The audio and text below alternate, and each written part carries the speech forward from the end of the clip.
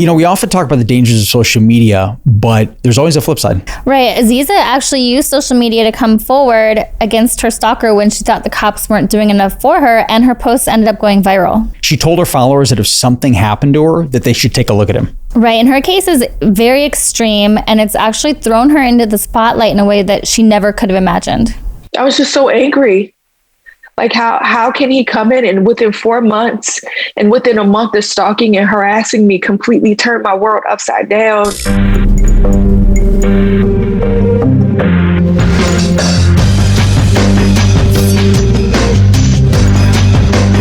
I'm Jaimie Beebe. And I'm Jake Deptula. On today's episode of Strictly Stalking, we're chatting with Aziza Murphy, a single mother of 2 young children who's fighting for her safety. After she broke up with her boyfriend of 4 months, he called her over 1,000 times within 24 hours.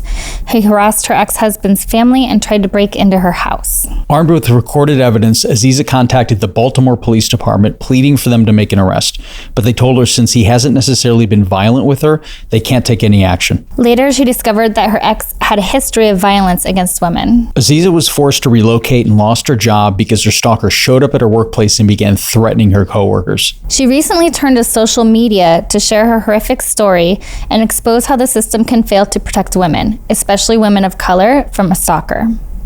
Aziza, thank you so much for joining us today. Thank you for having me, you guys. I really appreciate this. Seriously. Why don't we start? You can tell us just kind of a little bit about yourself. So I live in Maryland. I've lived in Maryland my whole life. I grew up in Prince George's County, Maryland. So Baltimore has been my home for about 5 years now. And how did you meet your ex?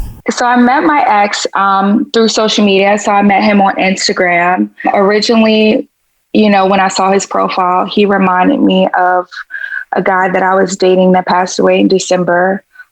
So I wasn't going to interact with him. It was really hard. I think that is one of the reasons why I did open up to him a little too soon and kind of allowed him into my life because of that. So I told him, he messaged me and I told him like, hey, it's hard to talk to you. You kind of remind me of someone that I lost. So in talking to him, we established that we had mutual friends and he knew some people in my life. So we kind of met online. We didn't meet like in person until maybe about like 3 weeks after we had already been talking and interacting and everything. And after I already gave him my number. But originally we met on social media. Had you been dating a lot? Were you meeting other people during this time? Not really, because of the pandemic and because of the trauma that I had with losing someone I was dating before.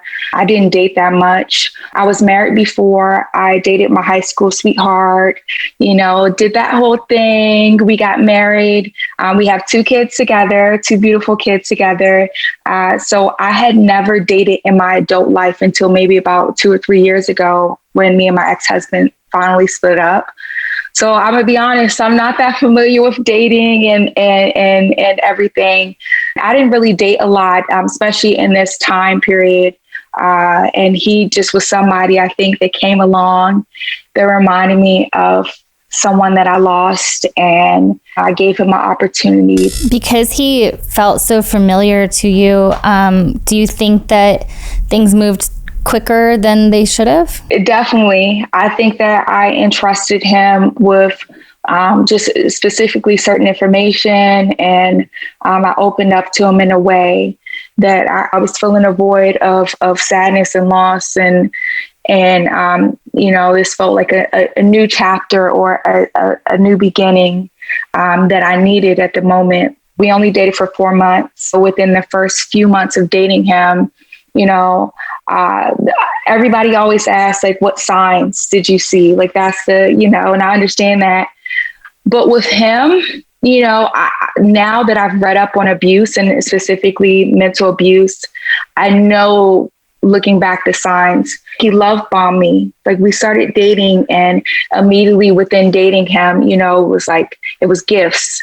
It was flowers. It was gifts. It was, I would mention something, and he would buy it for me. Like, I'm like, my Roku remote, I lost my Roku remote, and I would get a Roku remote in the mail. Like, I'm going to buy my kids clothes, and he would buy my kids clothes. And when he finally came over, and he was like, your bed is uncomfortable. You need a new bed. I'm like, I just got this bed last year. No, you need a new one. Okay. So things like that within the first few months of now, I can see them as red flags. But before, I'm like, maybe I'm just not used to anyone treating me this nice. Maybe I'm not used to this form of affection. So I received it. I received it all. I didn't see any malicious intent in him.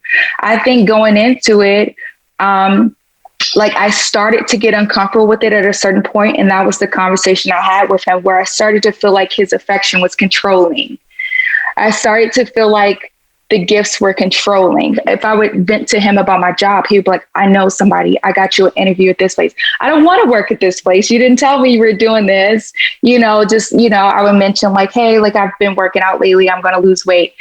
He would hide like my fruit snacks or any candy that I bought. And I'm like, hey, I did not ask you to help me in that way. But it became very paternalistic of like, I know what's best for you. You don't know. You're not smart enough to know this is better for you. And that's how it started to feel. So I was like, hey, I think it's better if you communicate with me before you do certain things, or I know you mean well, but it doesn't feel as well as you mean. So maybe you should slow down with that a little bit. He said he understood and he agreed, but that was like the only.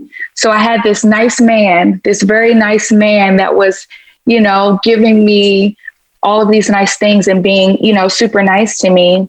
So I never expected it to go as far as it did, for sure. So during those 4 months, did you introduce him to your kids, your friends, your family? So he met my mom. He met my kids a couple of times.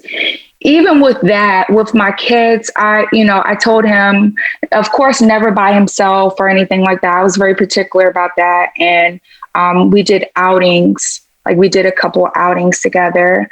Even with that, we had a situation with that where I was like, hey, you're overstepping. You are too involved. And I felt like he was too present. Like it didn't feel good. His intentions, whatever his intentions were, did not feel good. Where, I had a situation where I gave my son a lollipop and he was like, it's too late for you to give him a lollipop. Like he's going to be up all night. And I was like, no.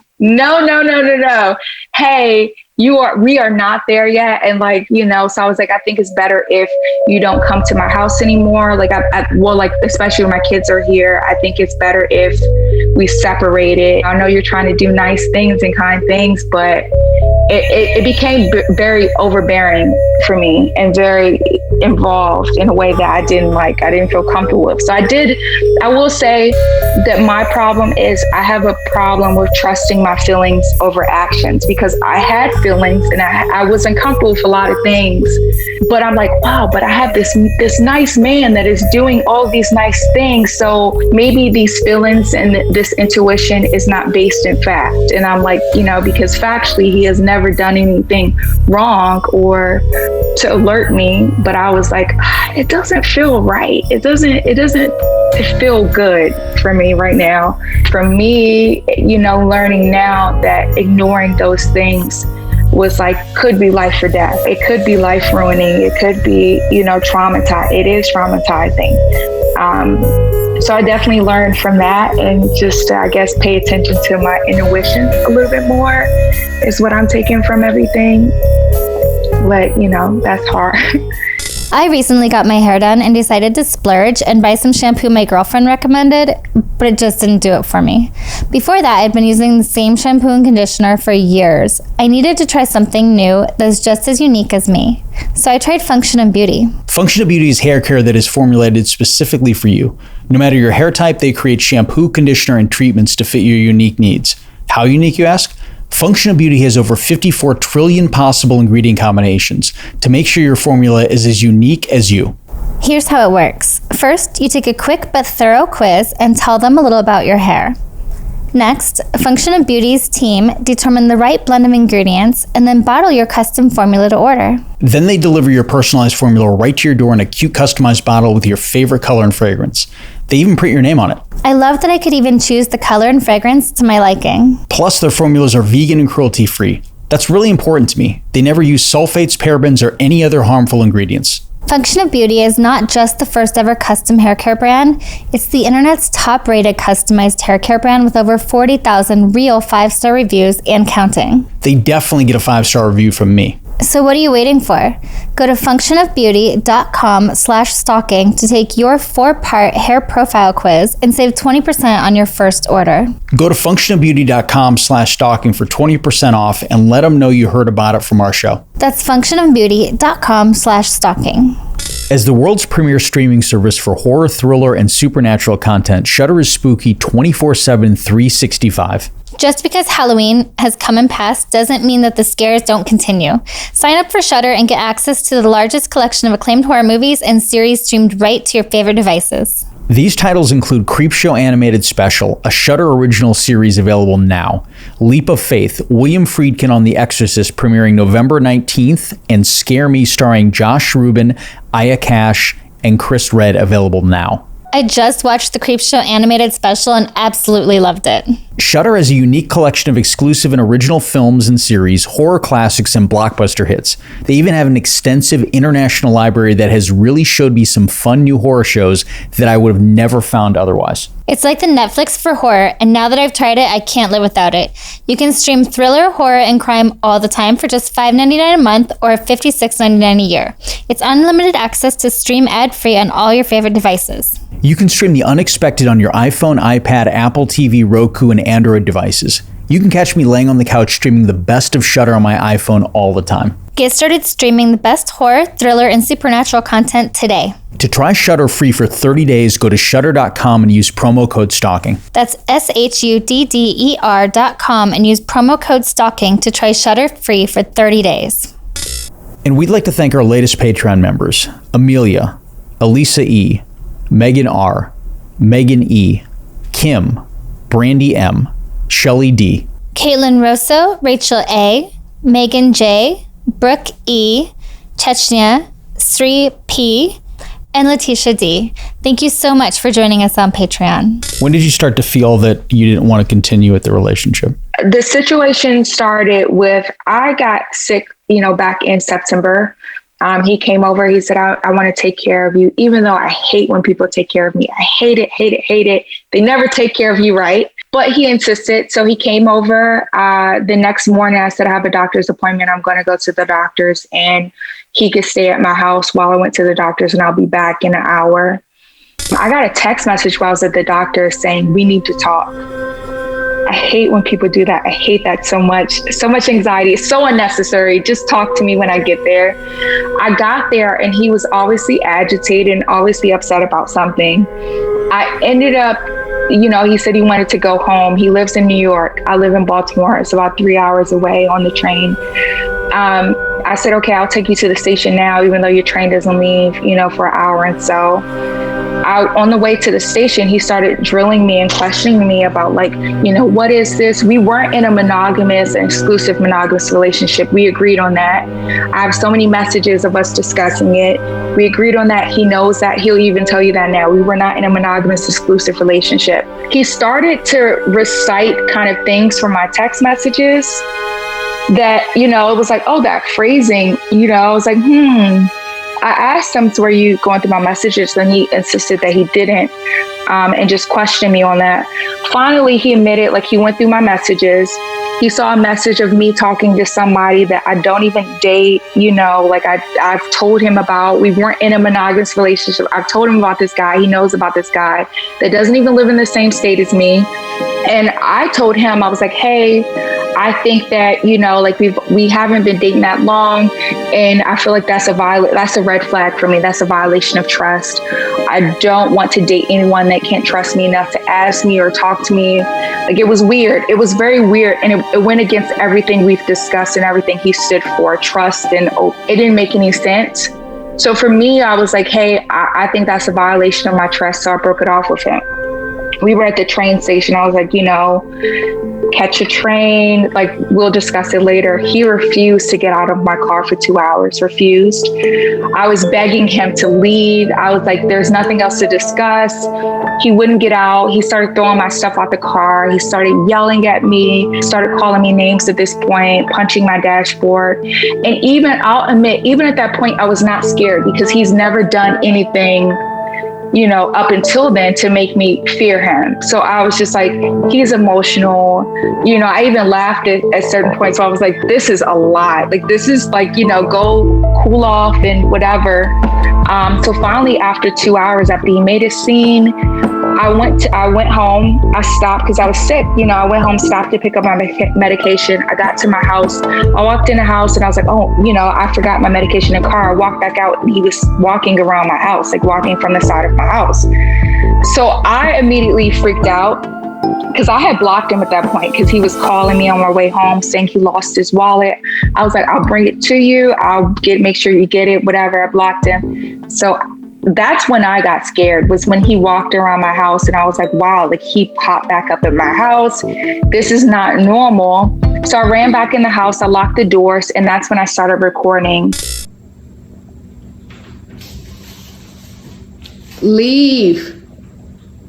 Z, I'm sorry. I'm okay for this. I'm sorry. Bye. Go. Z, I'm sorry. Stand by, please.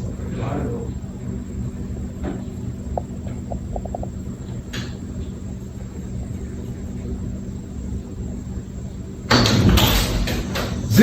Get the fuck out of my house. Get out of my house. I'm not even in. Do not. Get the fuck out of my house. I can pay for this. I don't give a fuck. Get out. You broke my window. Get the fuck out of my house. It was an accident, Z. I tapped on the dick. Get out. I'm not in your house. I promise I'm not. Close the door. Close the door. Z, I'm sorry. Do not. And you're actually recording me? Yes, get out. Okay. You broke the window. Get out. Put my keys back. Put my fucking keys back. Pick them up.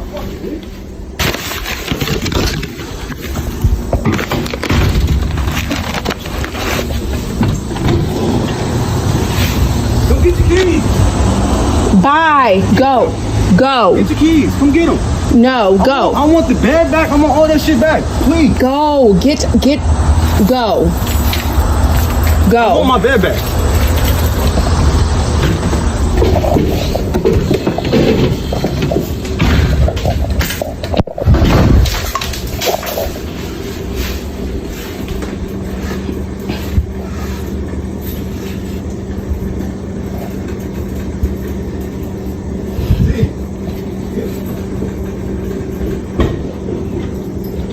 What the fuck? Z! Where are you recording me? My mom is on her way home. Bye. Seriously? Yes! Get the fuck out! Leave! This is your fucking fault, bitch.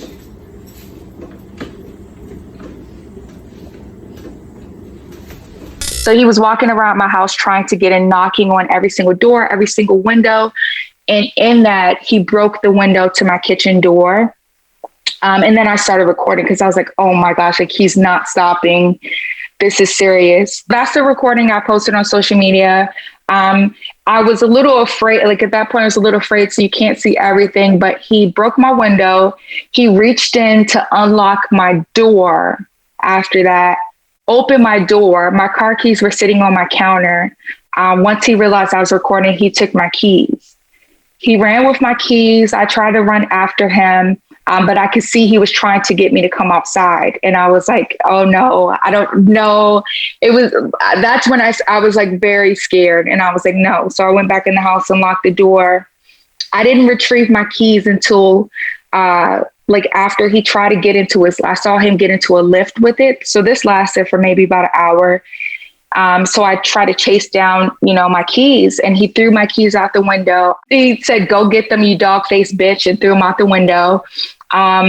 Once I ran to get my keys, he tried to run after me. He got out of his lift. So I got my keys and ran into the house.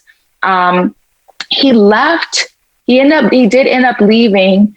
And at that point, that's when the calls began. He called me, and within the first hour, hundreds of times. I've never experienced that. I could not even, my phone was ringing so much, I was unusable. I couldn't use my phone. I couldn't do anything on my phone because when I don't know if it's a glitch, but even if you block somebody, if they call over a certain amount of times, it was coming through. He was calling me from different numbers. He was calling me through the cloud. So it was nonstop. And so that first day, he called me over 1,000 times of my phone ringing back to back to back. I started getting text messages from family members that were saying are you okay? Do you know this person? They're reaching out looking for you. My ex-husband's mom started texting me. So he reached out to them. He reached out to my dad. My dad was calling me what's going on? And then I started to receive calls from them. But when I would answer, it would be him. So he was spoofing his calls and calling me from my family's numbers and calling me from, different people's numbers. I never experienced that. What was he saying when he was reaching out to your family members? So he was telling my ex-husband's mom, your son is a bum. Where is Aziza? She didn't even entertain it. She was like, she's minding her business. Leave her alone. She didn't even know the story, but she was like, whatever this is, bye. He was reaching out to my dad, I'm the guy that's fucking your daughter. It went from, I didn't even have a transition period of fear. It went from 0 to 100 to oh my gosh. I was sick. I was so exhausted. I stayed up all night because the calls were happening and I was afraid of what he was going to do. He started writing on my Instagram, personal things, commenting to my friends oh, I heard you did this, or I heard you did that. Aziza told me this. And I'm just pillow talk or things that I've told him that he was just, so I was scared and trying to stay up to hurry up and delete these things because I didn't know how I would explain these things. I stayed up all night and I saw he started writing on my job's Instagram. He made a profile called Aziza Murphy and started writing on my job's Instagrams, oh, Aziza told me her manager does this and her coworkers do that. And I've never had that much anxiety. So immediately I didn't call, I called the police originally when it was happening, but I hung up because I was I think he's leaving. I didn't want to involve the police, especially as a Black woman and him being a Black man. I didn't want to involve the police in it. And I was afraid. But the next day when I was this is not stopping, this is insane. This is ridiculous. I called the police. So they came out the next day, about 7 a.m. And when they took the report and they ran his information and they told me, you should take this very seriously. They said, we pulled his stuff up. He's done this in 4 different states. He has multiple restraining orders against him. He has warrants for making terrorist threats against the ex. And he was for someone to get that, they have to say something. It has to be extreme. So I realized, I'm wow, the stories he told me about his exes weren't true. I filed a police report. I contacted one of his exes and she was like, Aziza, he has been doing this to me for months. I'm afraid for my life. He still sends me pictures of myself outside of my house. You take this seriously. When you went to the police, how did they treat you? Originally, the police were, once they pulled his information is when they were, empathetic. At first, they were kind of yeah, he was still calling. The police even talked to him. He was still calling while they were there. They answered the phone. They were yeah, he's, obviously he's off, but when they saw how serious it was, that's when they made me scared because they were this is serious. Within those few days, so it's been thousands of times that he's called. I ended up changing my number within the first week, but I had been contacting the police. I contacted the police and I was what's the follow-up? What's the follow-up? What's the follow-up? And finally, after maybe about 5 days, probably even longer, the police was hey, there's nothing in the system for him, even though he broke into your house and I filed charges. They never went through. I don't know why. Maybe you should go there yourself and file charges. Within that first week, he had broken into my house. He attempted to break into my house again. And I posted another video of that, of my mom has security cameras. cameras. He attempted to break into the house again.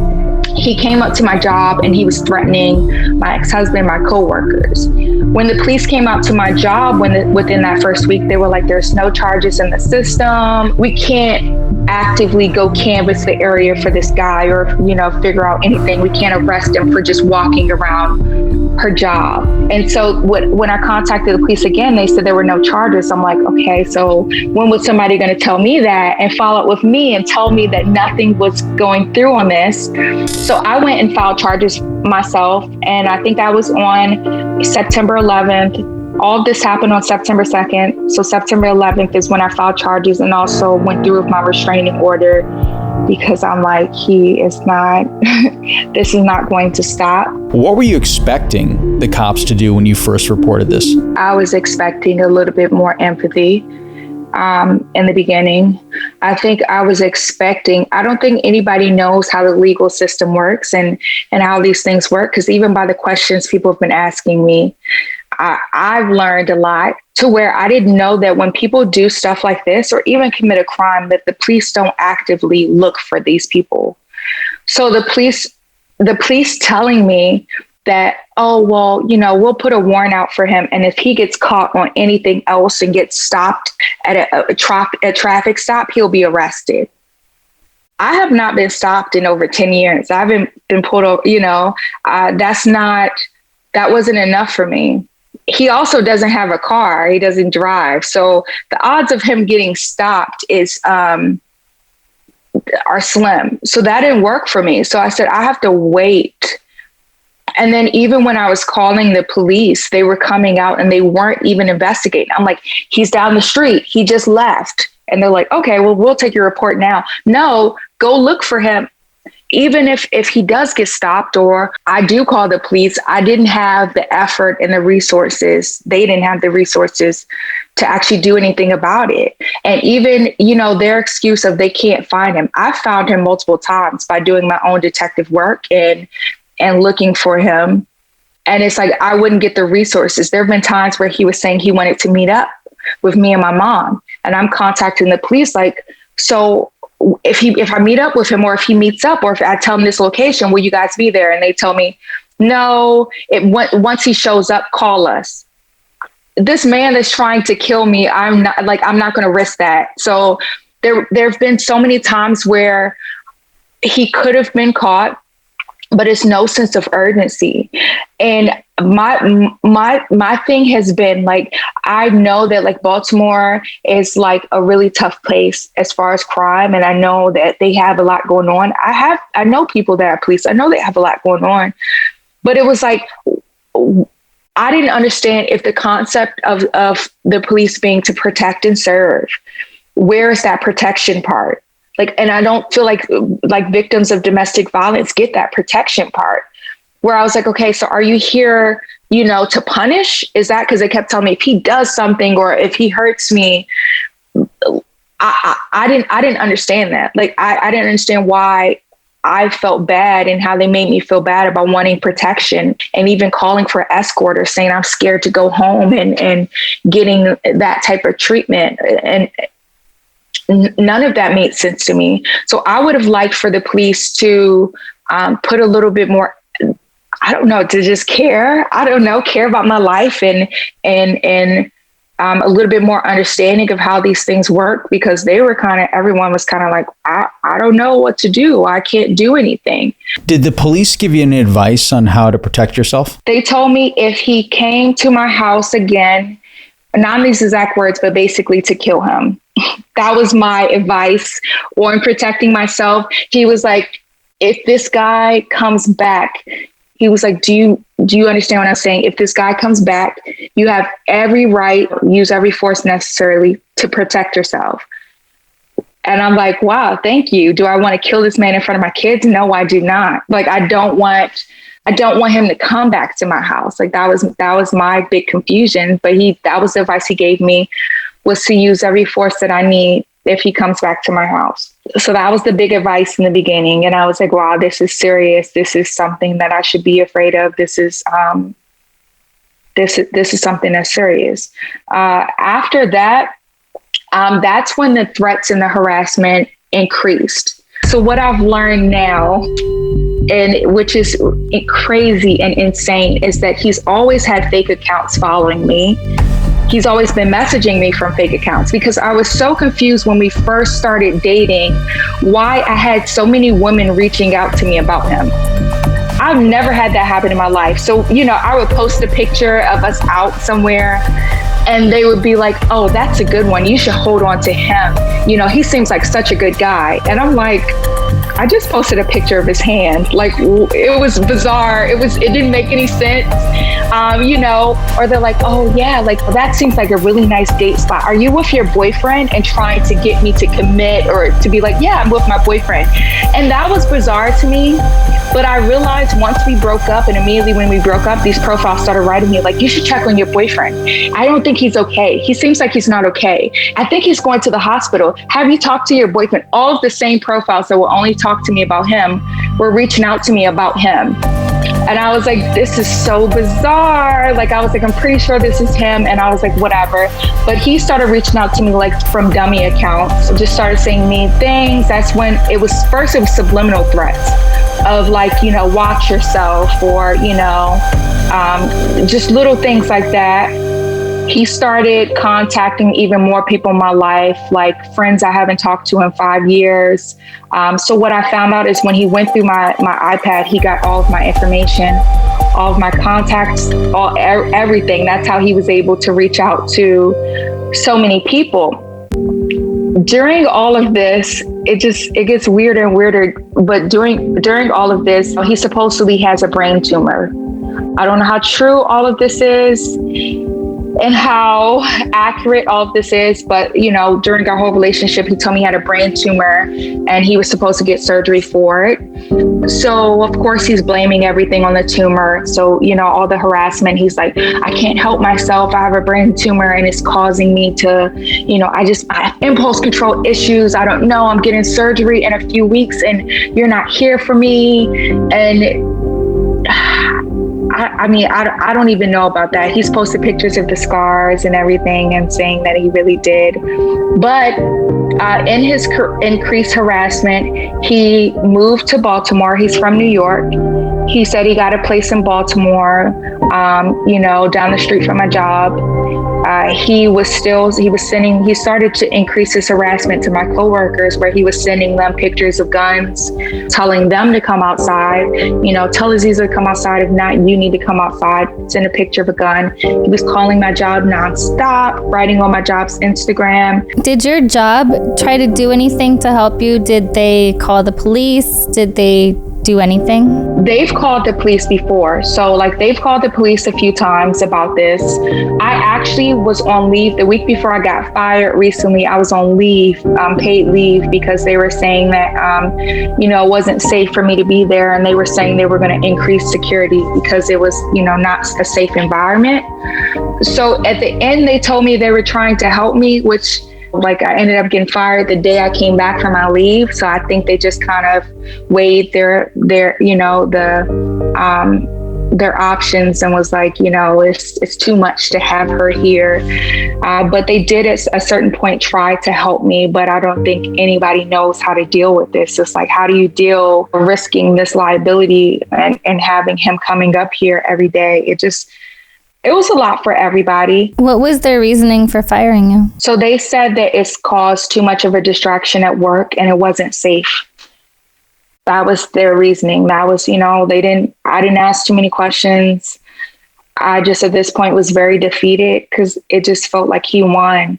Like I already felt very alone in everything. So it was just kind of like, that's another chapter and another point of my life that he won. He was still sending me gifts. Like I started receiving gifts. Like he sent me a plant with the note, like, try keeping this alive.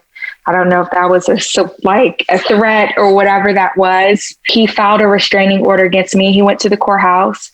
And my biggest frustration was he was able to walk in the courthouse and file a restraining order against me, even though at that point, he had two warrants. He had a warrant for breaking into my house and he had a warrant for harassment and, making threats against me in a different county as well. So he was able to walk in and file a restraining order against me, which my frustration with the police and has been with the system has been that they have no education when it comes to stalking and domestic violence. Because even in that, I had the police being like, well, he's filing a restraining order against you. He's saying this or he's saying that. And I'm like, that's literally the first thing that they do. It's retaliation. They like to fight back any way that they can, and they end up filing charges and whatever. So I had the police question me on that. I had made a post. This stuff has gone viral more than I even expected. Like, I can't even comprehend it still.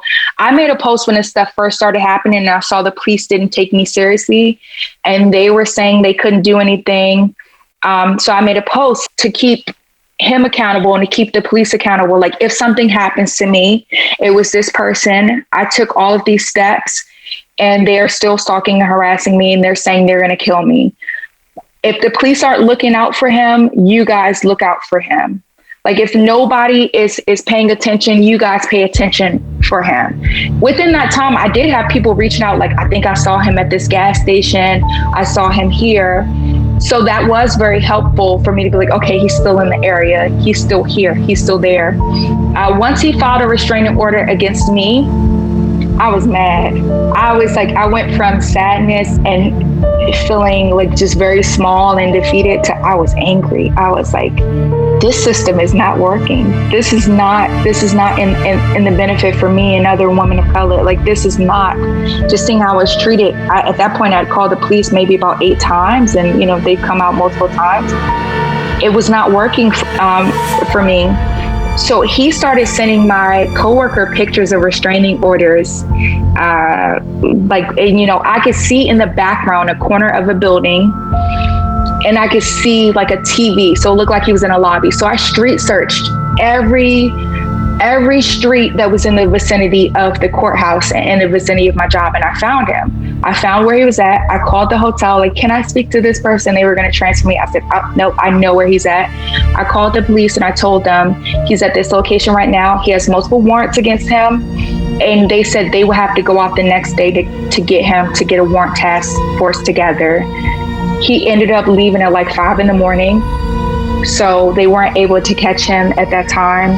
So that was my disappointment. Like, I keep finding him and I'm doing all the detective work and I'm pleading with police. I'm crying. All my 911 calls are me crying. Like, he's saying he's outside of my house right now.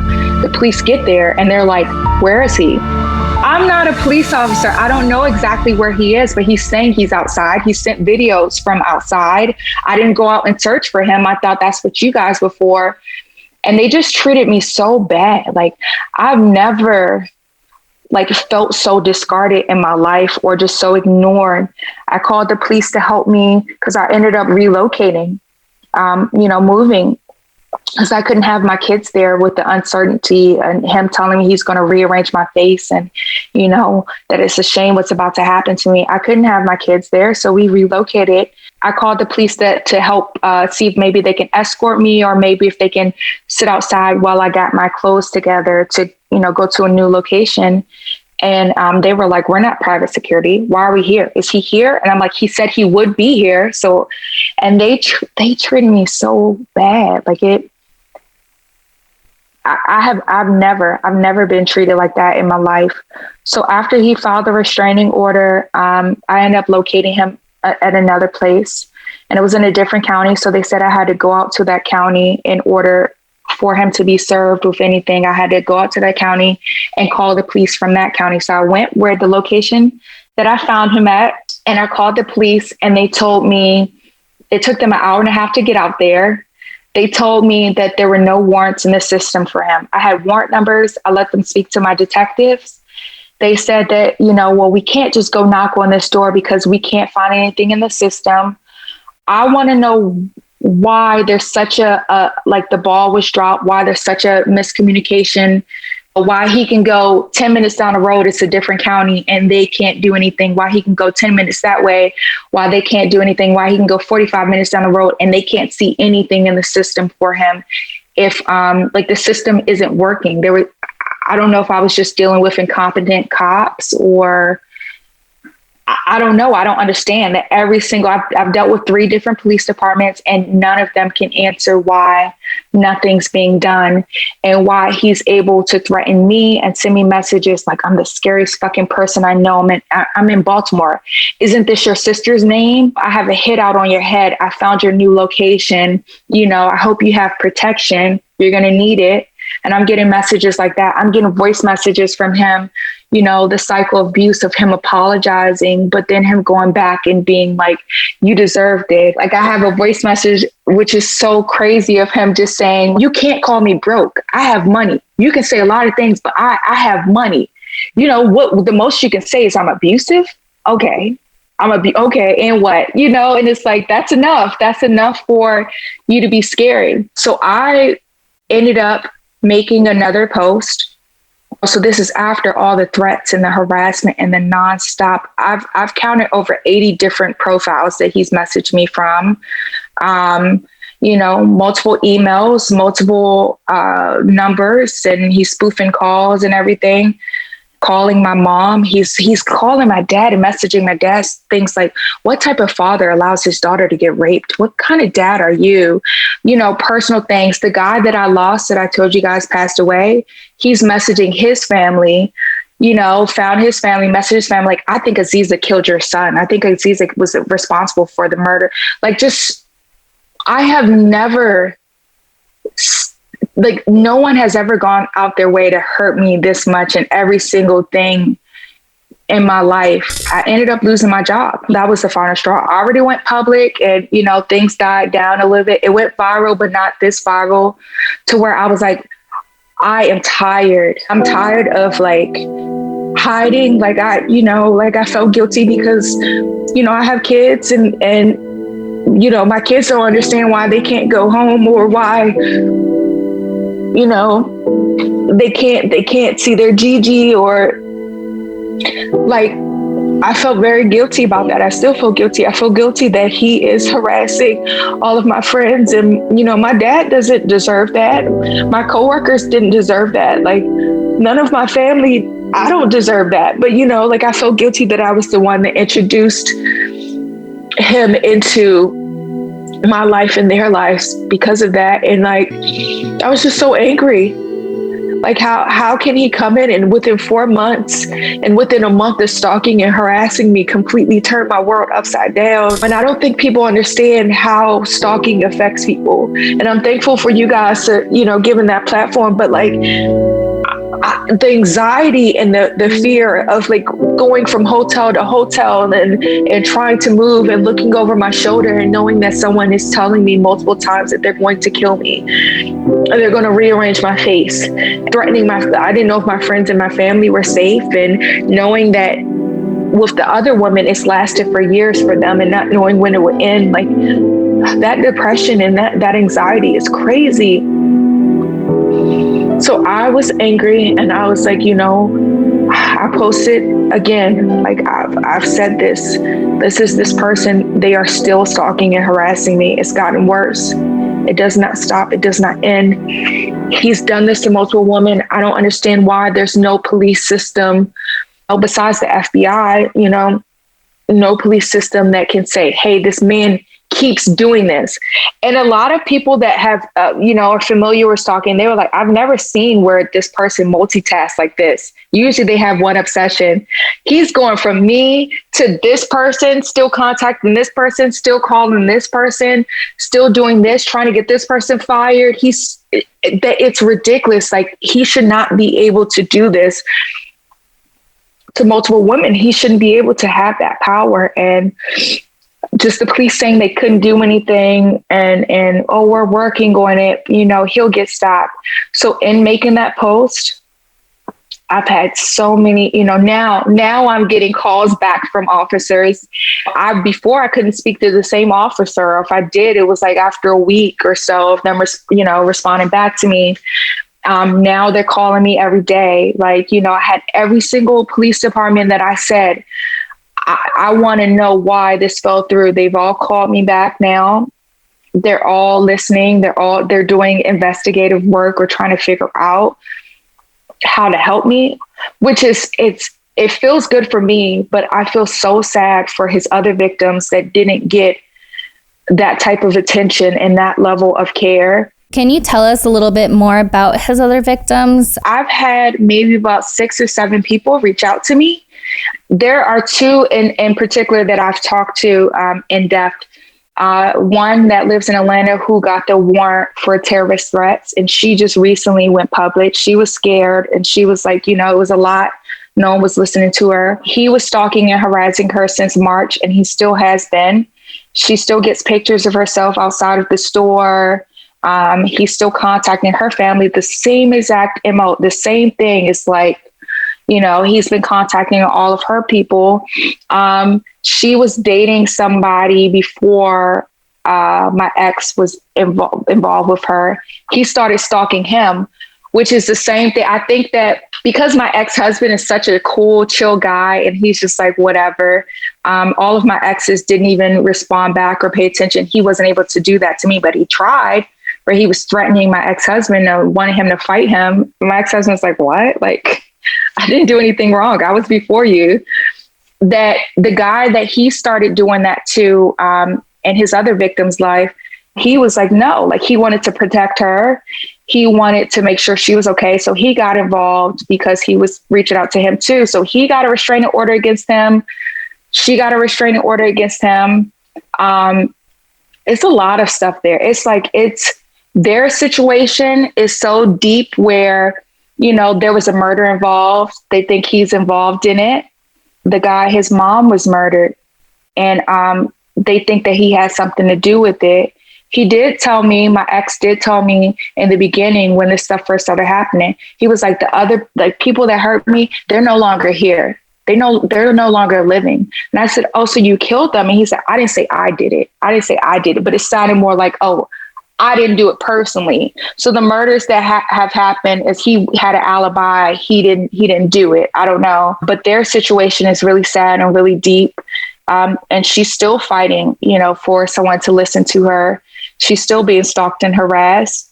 She said she saw when he started dating me and she felt bad because it was like, she saw I had kids. She was like, not another one, but she didn't know how to communicate that without having him, escalate on her again, because he just died down a little bit. There was another woman, she reached out to me and said, he did, and it was the same with her. Me and her story are exactly like, same exact MO. They dated for 4 months. He's been stalking her for 3 years.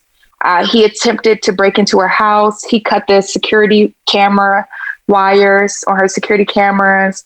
He's been, in jail twice for violating his restraining orders with her. She was like, he still calls her, her and her friends and stuff.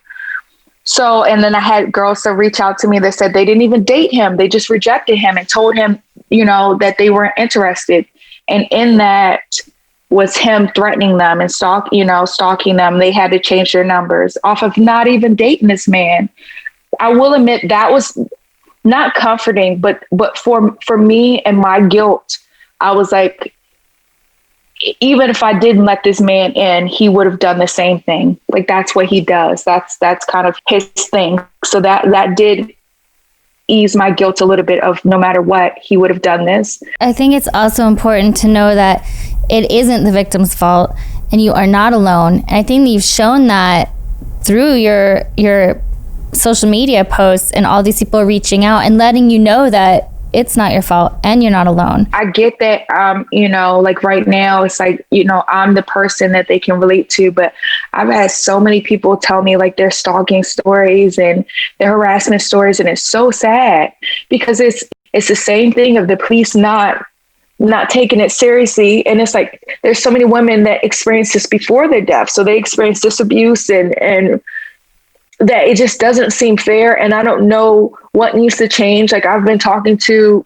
different political people in Baltimore to figure out like what can we do to help change this? Because it's obviously a system that is not in favor of domestic violence victims.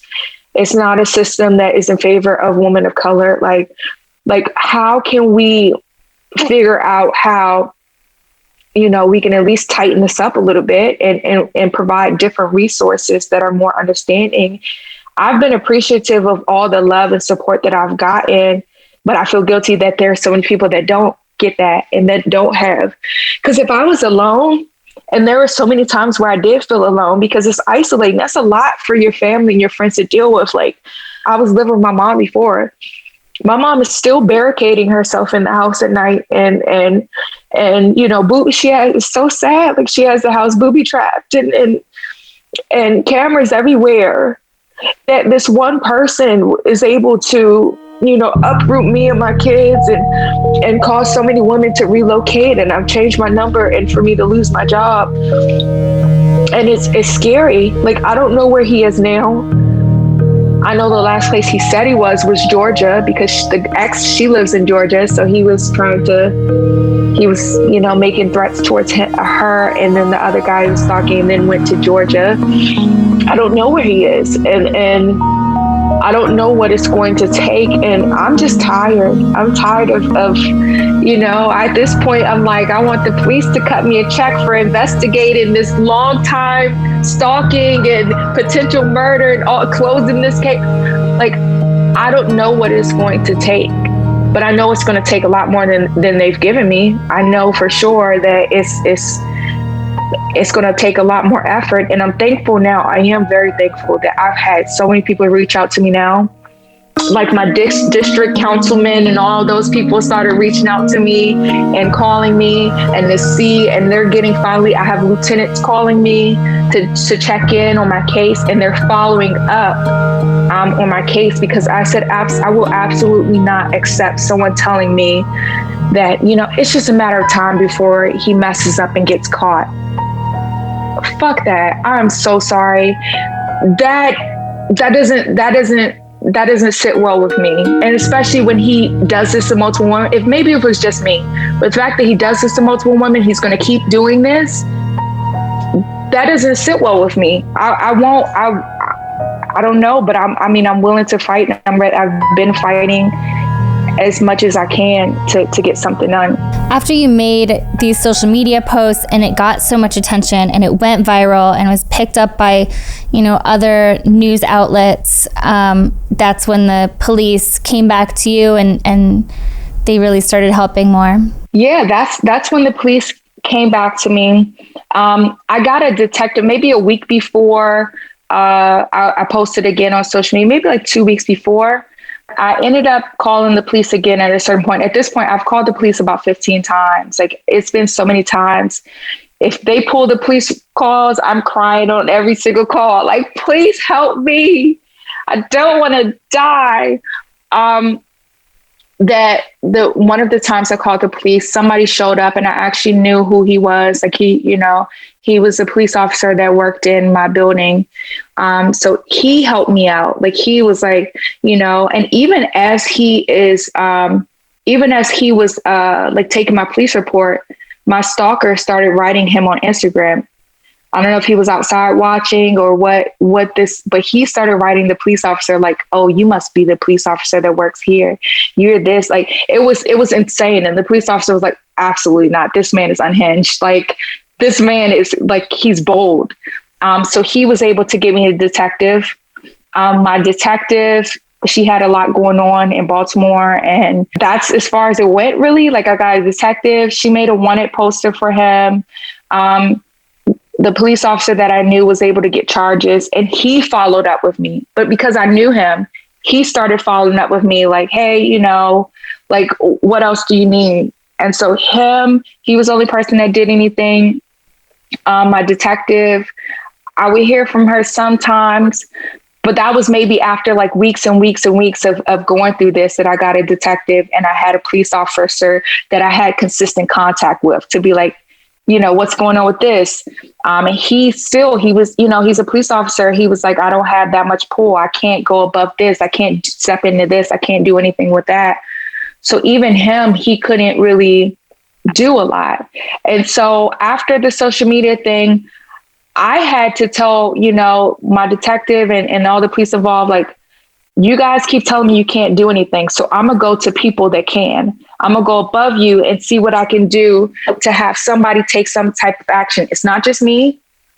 I value my life a lot. I do. but it's not just me and my life. It's so many other lives that are affected from this. His other victims, friends and families. My dad doesn't deserve this. My mom's house, my sister, my ex-husband, his mom, random guys that are like, I didn't even date, that are like getting hate. If a guy followed, like maybe like a few weeks ago, a guy followed me on Instagram that I interviewed at his place of employment maybe like a few years ago. And he reached out to me and was like, oh, you interviewed at that place, you didn't get the job, I'm so sorry. Within hours, he started messaging the guy and started stalking the guy and was like, are you fucking her right now? Are you dating? He group messaged me and him, was like, I know you guys are fucking. And the poor guy, he is like, I just followed this woman on Instagram. Like I don't know her. And it's so sad, like that it's spread to so many people's lives that he needs to be stopped. He should not be allowed to do this to so many people. It's unacceptable. It's unacceptable. And I don't know what it's going to take. I don't know what change is going to happen, but I'm fighting for something. I'm speaking up. I consider myself a brave person normally, kind of, not really though. So this for me was like a big thing, and I have my mom. My mom's such a private person. At first she was like, oh my gosh, like my house is on the internet, like this interweb is showing all of my things. And my mom was like mortified and everybody's like a little uncomfortable with it. But now actually seeing some sort of results has been like, my mom's like, okay, like, I can tell she's proud of me now for speaking up. Would you encourage other stalking victims to share their stories? I think for them personally, yes. I think it was such a release for me.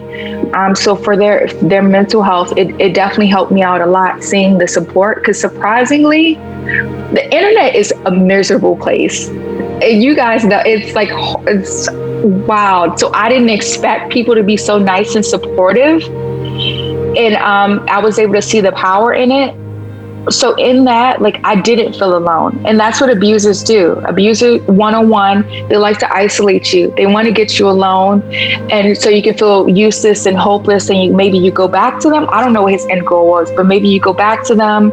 And so seeing how many people had similar stories, seeing how many people were supportive and giving me resources and trying to help, I was not alone. I was unable to feel isolated and separated because of that. So for that, yes, I do think that I was privileged in the fact that I didn't have a big platform like this, but I did have people in position of power that followed me or supported me that were able to get my story out even further. So if I didn't, I can see how for a victim it would be scary, because it's like you put that out there, you risk, and everyone was saying you're gonna anger him, you're gonna trigger him, which I was like, he's already doing all of this to people that haven't put him out there. So my biggest thing was to help, like sacrificing and saying, like, if I can at least help other women. And I had other women reach out to me and say that, oh, he's talking to me right now, that were like, oh, blocked. Like I didn't, that was helpful. But I think that it's been, a life-changing experience for me to be able to speak out. I think that, I feel so powerful now, like powerful in a way that I didn't even think my voice mattered. Like I didn't think I had a voice or an opinion about anything, to be honest. And then now finding my voice through the pain has been amazing. So I mean, yeah, maybe I think that would be good, because abusers, honestly, I'm not saying they're weak in the sense of they can't hurt you, because they can. Weak people hurt people. But I think their biggest fear is being overpowered. It's a control thing most of the time. And so seeing that control taken away from them, and they can't stalk the way they want to, they can't scare you the way they want to, and they're being looked after. My abuser was like, he wanted to file something against me because he was like, people are threatening to kill me, my life is in danger. And I'm like, welcome, like, wow, welcome to the club. Like that's so they're afraid. I think a lot of them are afraid, and a lot of them that they don't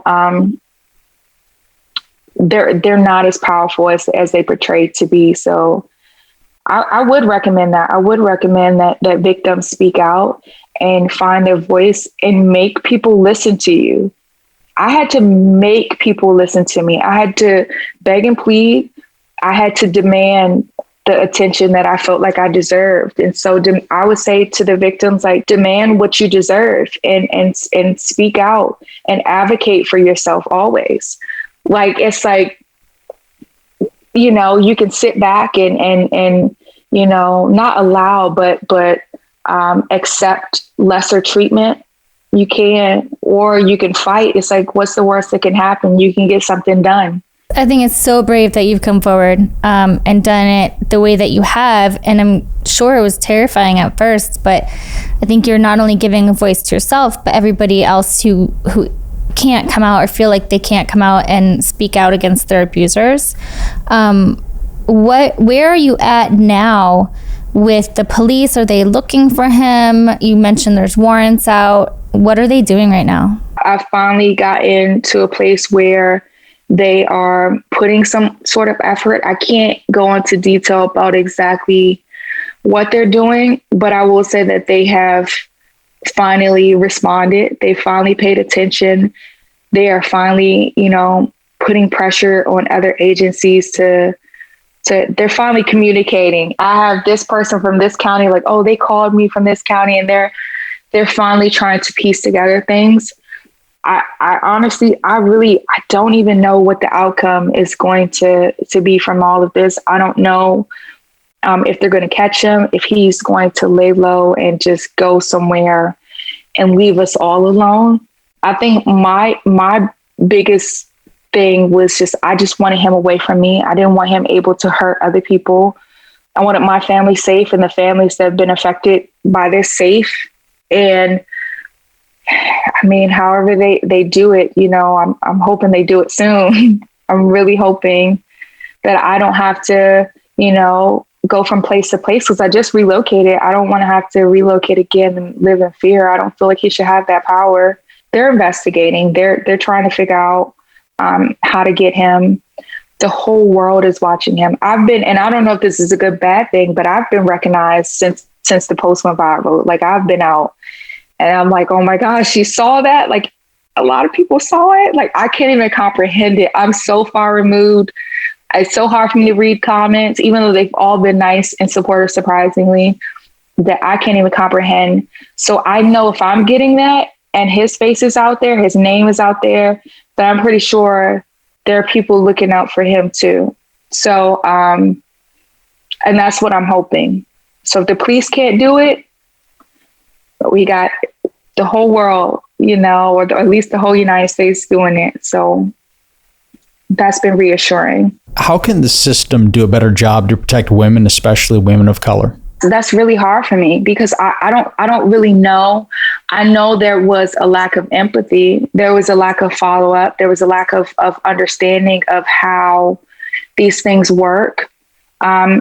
I think my biggest thing was like the follow-up of like, I can talk to this police officer, say someone's trying to kill me, and never hear back from anyone ever again. I didn't understand that. That was one big thing. I'm like, y'all don't have just, you know, people working on staff that could at least call me and give me a follow-up. Like, so I think that's a big thing, the follow-up, the lack of empathy. I think that, you know, whether it's outside agencies need to be brought on in order to that understand domestic violence, because that's a big cause of death with women, and especially Black women of color. Why do they not have people that are educated on how these things work? And, you know, I had people question me, well, why did he file a restraining order against you? Like, what did you do? And I'm like, that's literally the first thing they do. You can do any case search, whatever, you know, case study. That's what they do. So I think that maybe just a better education overall on how these things disproportionately affect Black women specifically. Have been talking to as many people as I can to figure out where the gap in the system. I mean, it's a few things. It's a few things of like, he was able to walk in and file a restraining order against me when I had a restraining order against him first that wasn't able to get served. And it's like no communication with the systems of where they can look in and say, oh, this person filed a restraining order against you first. Let's go ahead and serve you while you're here. It just specifically with domestic violence, I think that everything just kind of falls through the cracks. And I didn't even I know they do have domestic violence advocates and stuff. And I didn't get one until a few days ago, where I'm like, oh, you work with the police department? They have those at the police department? Like, I didn't get that type of correspondence or resources. I just got a police report and never heard back from them again.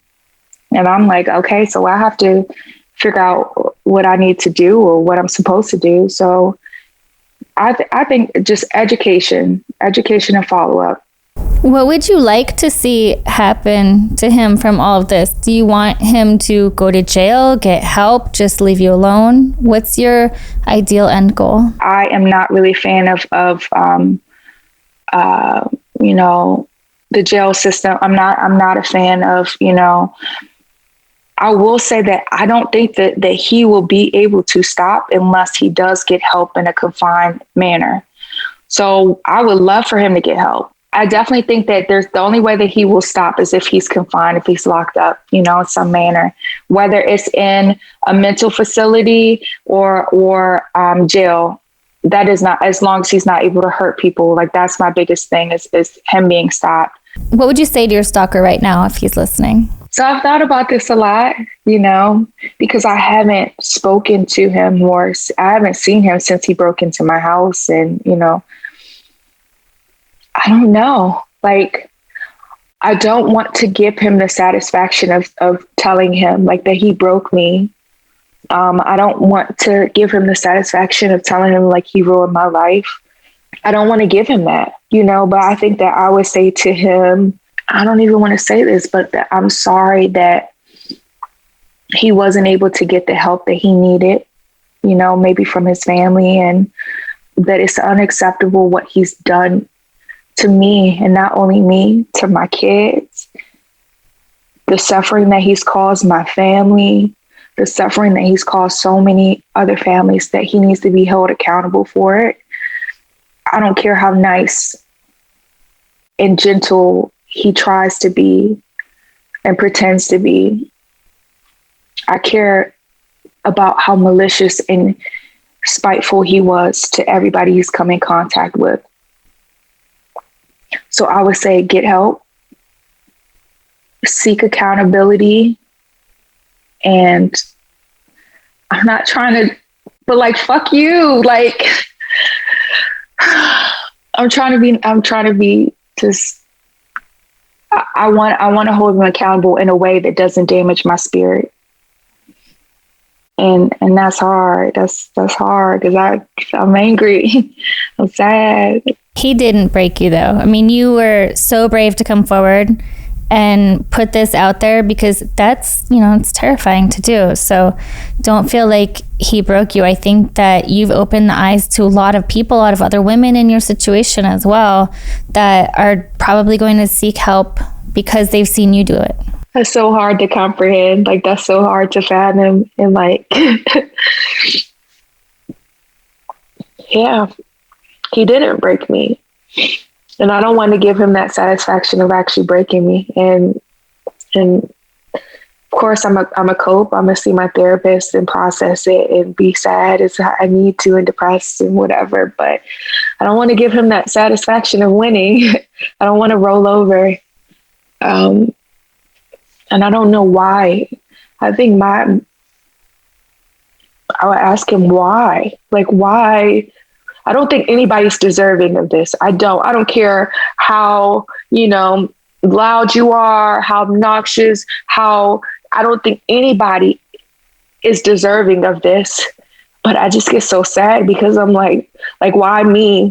Like, why was I didn't yell at this man. I didn't, even throughout all of this, I didn't even post mean things about him. I just posted the facts. I didn't, I just wanted to know, I would like to know why me, somebody with kids. He knew, like, I had a really rough year. I lost somebody. I had a family. I just don't understand why, and I don't think he will ever be able to give me a reason why. I think what I've learned is he's not capable of processing and expressing in those ways that are healthy. So he won't be able to tell me why, but that's something I'll probably have to question within myself. Like, why I wasn't afforded peace. Are you still in fear for your life? I am. I don't know. I'm in the middle of, I feel like if he does anything to me now, he is a fucking idiot. If he does anything to me now, there's no way. But I also don't know how much he values his life. So maybe he is an idiot. He's obviously expressed and says he has a brain tumor. He's going to die within a year. Nothing to live for. So I go between feeling like he's weak, he would be an idiot if he did anything, to, still looking over my shoulder of being like, he is an idiot though. So yes, I am still in fear for my life. I finally feel like now I have support and power to protect myself. So it balances out a little bit. Like, do I think he will try something still? Yes. Do I think he's probably mad and embarrassed and all those things? Yes. Do I think that when he does try something, I'll have people? Yes. Whether it's the police system, whether it's people on the street, people are listening and protecting. What advice would you have for anyone that's going through the same situation you are? The feeling that they have to isolate, because that's your natural feeling out of care for other people and protection, and you don't want to burden people. And that feeling, you have to fight through that feeling. You really do, because you need help. You can't do this alone. You can never, it's no one on earth that can go through this alone. So that feeling of isolation, fight through it, do everything that you can to protect yourself, and don't feel bad about it, because I think people like this prey on empathetic people, and they prey on people, caring people a lot of times. So it's like, you can't care about you have to worry about yourself. Don't second guess yourself. Don't second guess the means that you have to take in order to protect yourself. I feel like maybe right now it's a little bit of survivor's guilt, where I feel like I've successfully gotten people to listen to me. But it's like screaming underwater. It's like screaming into the void, and trying to convince people of the value of your life is hard. Keep screaming, keep yelling, make people listen to you. Keep screaming. Just keep fighting for your life, any way that you know how. It's like, for sure if you don't say anything, you don't do anything, bad things will happen. You're unsure if you speak up, they may or may not happen anymore. I know it's hard for everybody, but it's like, take the risk, speak up, seek counsel, seek friends, seek support in any way that you can, because man, my friends have been life-changing. Support on the internet, even people I haven't known, their words and encouragement and resources have been a lot of times, for this situation, maybe life or death. So seek help, seek counsel, seek friendship, and speak out. Aziza, thank you so much for joining us today. Thank you. Thank you for having me. Thank you for listening. I feel like I'm still screaming. I'm still speaking out. Thank you so much. We're happy that we can give you this platform so that you can keep speaking out and become an advocate, help yourself and help others, for sure. And if anyone out there is in need of help or is a victim of stalking, please reach out. You can find a list of resources on our Instagram at Strictly Stalking Pod. If you'd like to share your story with us on Strictly Stalking, you can reach us at strictlystalkingpod@gmail.com. That's strictlystalkingpod@gmail.com. You can watch our episodes at youtube.com/strictlystalking. I'm Jake Deptula. And I'm Jaimie Beebe. Thank you for joining us on today's episode of Strictly Stalking.